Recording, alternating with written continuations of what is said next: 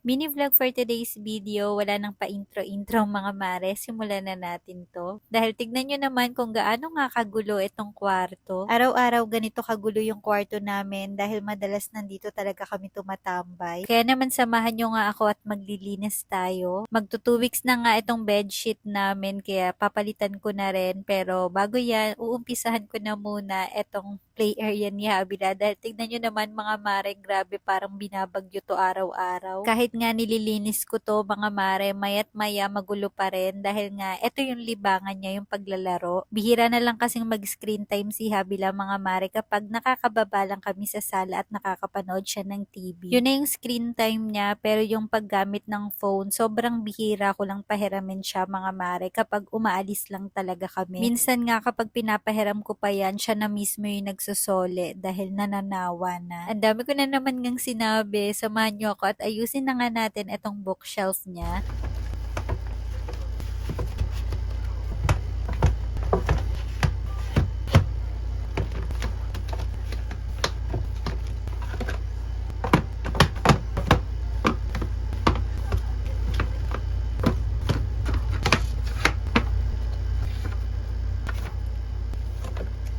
Pagkatapos ko nga palang maayos yung mga libro niya, eto pinunasan ko na itong mga lagay na binili ko. Bago nga lang ito mga mare dahil hindi na talaga kinakaya sa dami ng laruan ni Habila. Marami na nga akong binawas dyan pero ewan ko palaging nadadagdagan. Kaya medyo tumigil na nga muna ako sa kaka-request kay TikTok mga mare. Halos lahat kasi ng mga laruan ni Habila lalo na't yung mga educational toys ay galing nga yan sa TikTok. Karamihan dyan puro free samples mga mare dahil bihira talaga akong bumili ng mga laruan kay Habila. Minsan kasi sa sobrang dami na ng mga laruan nila, hindi na nila alam kung ano yung lalaruin nila. Yung ibang laruan nga ni Habila na ipamigay ko na at yung iba nilagay ko naman sa kabilang kwarto. Pagkatapos kong maayos, ewan ko kung may nangyari pero ito na nga yung naging itsura. Sinunod ko naman etong kama. Tignan nyo naman, grabe, napakagulo. Kaya eto mga mare, isa-isa ko na munang tinanggal yung mga unan. As you can see nga, tanggal-tanggal yung mga pillowcase nung unan dahil madalas talaga yan pinaglalaroan ni Habila. Wala na nga rin akong matinong bedsheet mga mare dahil karamihan nagkanda sira-sira na at yung iba naman nasulatan. Anyways, habang naglalagay nga ako dyan ng blanket, ayan, tinutulungan ako ni Habila. Kapag ganitong naglilinis ako at nakikita niya ako, hindi pwedeng hindi niya ako tutulungan. Nakakatuwa lang dahil kahit 4 na taon pa lang siya mga mare, maaasahan na siya sa mga gawaing bahay. Siya na rin kasi yung nagtitiklop ng damit niya at siya na rin yung nagki-clean up ng mga toys niya pagkatapos niyang laruin. Nakapagwalis na nga ako at nakapag-mop na ako mga mare at ganito na nga yung naging itsura. Pupunasan ko na lang itong vanity mga mare, pati na rin itong aking working table. Pero as you can see nga, medyo magulo pa dito sa aking area dahil marami pa talaga akong trabaho na kailangan tapusin. Pero okay na yon, kahit papano malinis na at masarap na ulit matulog.